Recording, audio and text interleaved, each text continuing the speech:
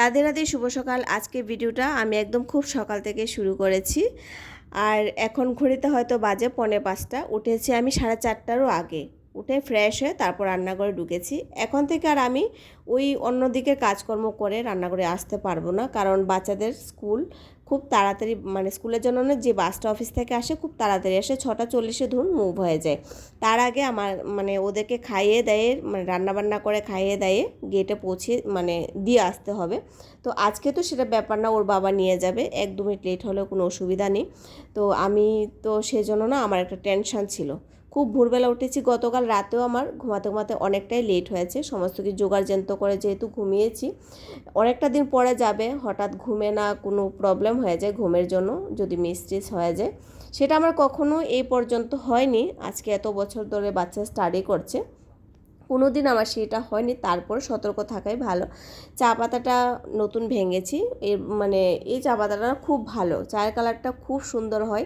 আর এই চাটা হয়েছে আমার সব থেকে প্রিয়। আর সকালের সর্বপ্রথম যেটা দিয়ে আমি এনার্জি পাই সেটা হচ্ছে 1 গ্লাস জল আর এই চাটা। তো এই চাটা যখন না খাবো ততক্ষণ আমার শরীরের কোনো মানে কাজই করবে না, একদম ঘুমই ছাড়বে না। তো সবার আগে আমার যতই কাজ থাকুক, আগে চাটা কিনে, চাটা হচ্ছে আমার সব থেকে প্রিয়। এদিকে ভেন্ডি সবজি বসিয়ে দিয়েছি তড়কা লাগিয়ে।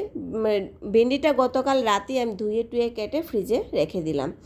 আর এখন মানে উঠেই যেন আমার বানাতে খুব সুবিধা হচ্ছে। এদিকে গড়ের রুটিটা প্রথম বানিয়ে নিই। গড়ে মানে গোমাতা রুটি প্রথম, যদিও আমি গড়ের রুটিটাই বানাই। প্রতিদিন তো পারি না, কখনো কখনো মিস হয়ে যায়, তবে চেষ্টা করি প্রথম রুটিটা এমনিতেও গোমাতাকে দিতে হয়। তো সেই রুটিটা দুধওয়ালা ভাইয়া যখন আসবে তখন দিয়ে দেবো। এইদিকে আপনাদেরকে সঙ্গে করে একটু ছাতেও নিয়ে আসলাম। সকালবেলার বাতাবরণটা আপনারা একটু দেখুন আমার সঙ্গে সঙ্গে। আমি সেরকমভাবেই প্রতিদিন আসার চেষ্টা করি সকালবেলা যখন উঠি।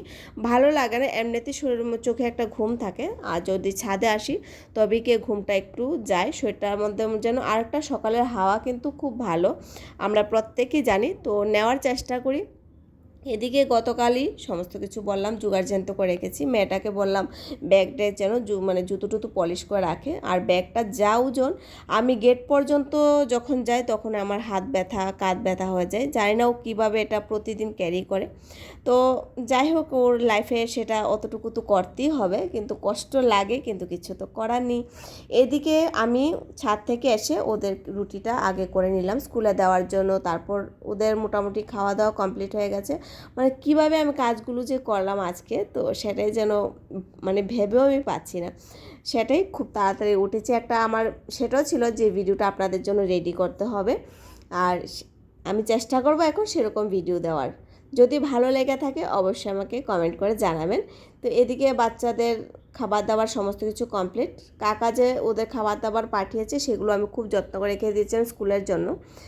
কারণ ঘরে খাওয়া স্কুলে গিয়ে খাওয়া সেটার মধ্যে একটা ফারাক আছে, এটা আনন্দ আছে স্কুলে গিয়ে সবাই মিলে যখন খাবে।